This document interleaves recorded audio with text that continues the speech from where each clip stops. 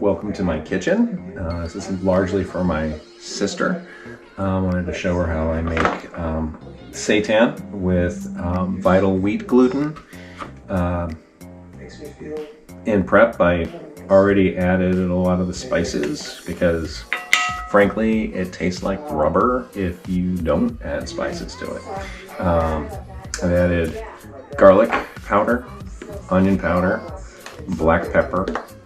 A little paprika. Doesn't add too much to flavor, but it does make it redder, which makes it more appetizing than gray.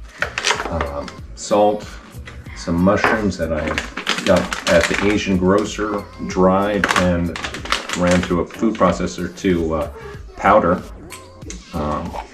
Each of those I got about 2 tablespoons of the spices. I also added vegetarian,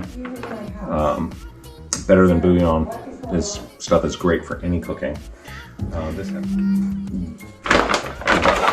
2 cups of this.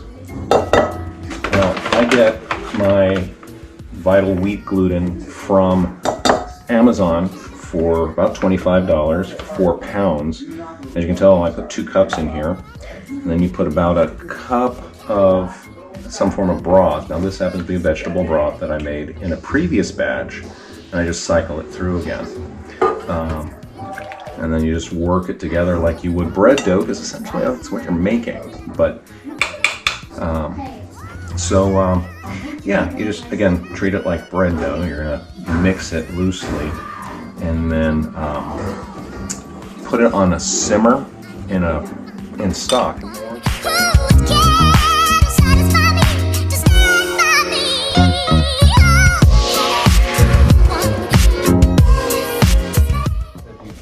You're going to work this into a dough.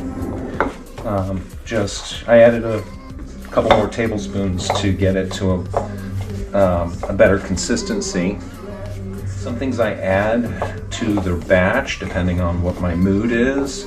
You can add nutritional yeast. You can add a brick of tofu and substitute that for some of your moisture. Add it to the stock pot. So one of the things you can also do, if you want, is put a layer of oil and sear the outside lightly before adding your broth. That can work.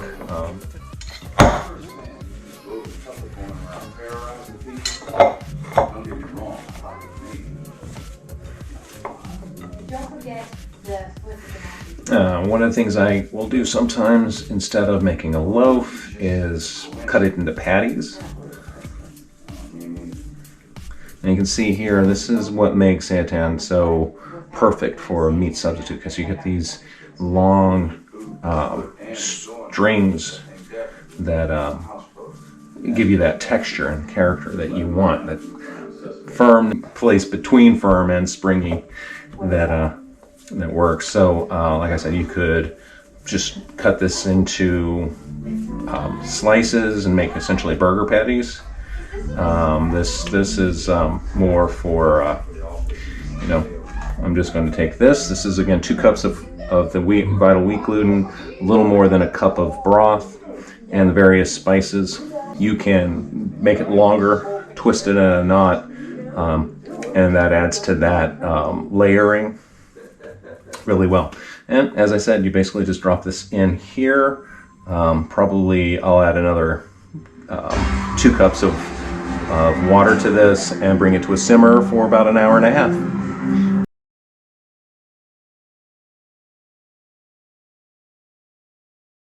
Okay, simmered this on level 3 simmer for my stove for about 90 minutes, and the seitan, which you saw go in, has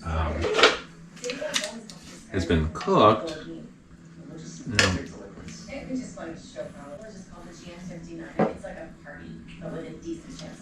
Now, it's heavy. Depending on if I braided it or what, this meat comes out differently.